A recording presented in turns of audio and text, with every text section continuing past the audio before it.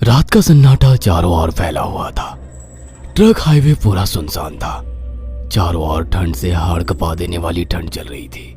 Highway के चारों ओर घना जंगल था। उसी हाईवे पर एक मर्सिडीज दौड़ रही थी। उसमें 3 लोग सवार थे, राहुल, निधि और उनकी 10 साल की बेटी तानिया। राहुल अपने दोस्त सैफ के घर ईद की पार्टी में शामिल होने के लिए गया था और पार्टी करके घर लौट रहा था। निधि ने मुस्कुराकर ड्राइव करते हुए राहुल से कहा, कुछ भी कहो राहुल, आज तो ईद की पार्टी में मजा आ गया। हाँ, मेरा दोस्त बहुत ही बिंदास और हंसी मजाक करने वाला व्यक्ति है। मैंने देखा उसके घर पर शहर की एक से एक बड़ी हस्ती थी, मगर फिर भी वो उन सबको इग्नोर करके हमें इम्पोर्टेंस दे रहा था। हाँ, देगा क्यों नहीं, आखिर मेरा दोस्त जो है। सच में राहुल, अमेरिका से इंडिया लौटकर बहुत अच्छा फील हो रहा है। वैसे तुम्हारा दोस्त सचिन अभी तक नहीं आया अमेरिका से? निधि की बात सुनकर राहुल चौंक कर बोला, ओह शिट यार, उसका फोन आया था कि वो इंडिया आ रहा है। उसने बोला था कि मुझे एयरपोर्ट पर पिक कर ले। निधि बहुत नाराज होगा वो। कोई बात नहीं, उससे बोल देना कि तुम्हें बिल्कुल याद नहीं रहा, और फिर तुम्हें सैफ की इनवाइट की हुई ईद पार्टी में भी तो शामिल होना था। निधि ने इतना बोला ही था कि उसकी बेटी तानिया ने अपनी माँ की ओर देखकर कहा, मुझे भूख लगी है माँ, और प्यास भी। तानिया की बात पर निधि ने बुरा सा मुंह बनाकर उसकी ओर देखकर कहा, पार्टी में तो इतना खाया था तुमने, फिर भी भूख लगी है? निधि की बात पर तानिया ने मासूम सा चेहरा बनाकर कहा, कोई बात नहीं मम्मी, मुझे पानी ही पिला दीजिए। कितनी बार बोला है मुझे मम्मी मत बोला करो। पानी अभी नहीं है, आगे जाकर कोई शॉप पड़ेगी तो बोतल खरीद के दे दूंगी। निधि की बात पर राहुल ने मुस्कुराकर कहा, छोटी बच्ची है निधि, इतना नाराज होना सही नहीं है। राहुल ने इतना कहा ही था कि अचानक एक काली परछाई राहुल की कार के सामने आकर खड़ी हो गई। राहुल के पैर अचानक ब्रेक पर पड़ गए। गाड़ी तेज रफ्तार में थी। ब्रेक अचानक लगने से पलटते पलटते बाल बाल बची थी। राहुल के चेहरे पर भयानक ठंडी में भी पसीने की बूंद टपकने लगी। वो दोनों कार से बाहर निकल आए। निधि ने डरते हुए कहा, आखिर कौन था ये? ऐसा लगा जैसे कि कोई भयानक काली परछाई मेरे कार के सामने आकर खड़ी हो गई हो। वह दोनों काली रात के सन्नाटे में इधर उधर देखने लगे। तभी निधि को एक घने पेड़ के पास दो चमकीली हुई आंखें दिखाई दी। उसकी आंखें बिल्कुल भेड़ियों की तरह लग रही थी। निधि ने चीखते हुए राहुल से कहा, राहुल देखो कौन है वो, जल्दी से गाड़ी में बैठो, मुझे बहुत डर लग रहा है। राहुल ने उस तरफ देखा तो उसके रोंगटे खड़े हो गए। वो दोनों गाड़ी के अंदर बैठने ही वाले थे कि अचानक एक अजीब सा चेहरा वाला भयानक सा आदमी बिजली की रफ्तार से उनके सामने आकर खड़ा हो गया। राहुल ने देखा कि उसका चेहरा बिल्कुल सड़ा हुआ था और उसकी आंखें भेड़िए की तरह चमक रही थी। उसके लंबे लंबे बाल उसके कंधे तक आ रहे थे और उसके दांत भेड़िए की तरह बाहर की ओर निकल रहे थे। हाथों की जगह नुकीले पंजे थे। राहुल को देखकर अजीब से अंदाज में हंसने लगा, मगर जैसे ही राहुल की नजर उसके कपड़ों पर गई, राहुल की आंखें फटी की फटी रह गई। वो हकलाते हुए बोला, भाईजान, भाईजान, मुझे माफ कर दो, मुझे छोड़ दो। राहुल ने इतना कहा ही था कि अचानक उस अजीब से दिखने वाले भयानक आदमी ने अपने पंजों से राहुल की गर्दन कसकर पकड़ ली और एक ही सेकंड में उखाड़ कर जमीन पर फेंक दी। राहुल के धड़ से लाल रंग का खून का फुहारा फूट पड़ा। इस भयानक मंजर को देखकर निधि के गले से एक जोरदार चीख निकल गई। निधि इससे पहले भागती कि अचानक उस भयानक दिखने वाले आदमी ने निधि को पकड़ लिया और अपने नुकीले पंजे उसके पेट में गड़ा दिए और उसकी अतड़ियां बाहर निकाल दी। निधि की एक दिल दहला देने वाली चीख सन्नाटे को चीर गई। अचानक हवा का एक बवंडर उठा और वो भयानक सा दिखने वाला व्यक्ति देखते ही देखते बवंडर के साथ गायब हो गया। तानिया ने डरते डरते निधि के मोबाइल से पुलिस और सैफ को बुला लिया और कुछ ही देर में वहां चारों ओर पुलिस की गाड़ियां थी। पुलिस ने राहुल के दोनों दोस्त सैफ और सचिन को वहीं बुला लिया।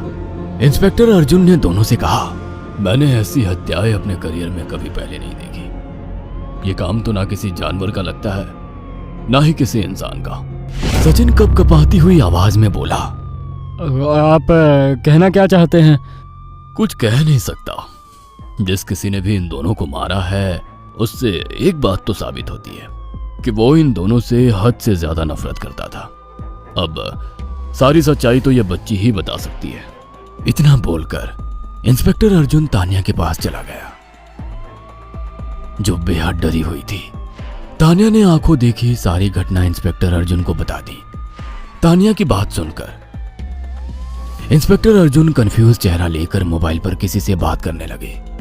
सचिन इंस्पेक्टर के पास आ गया और सैफ भी डरता हुआ इंस्पेक्टर अर्जुन के पास आकर बोला, क्या हुआ इंस्पेक्टर? तानिया ने क्या बताया?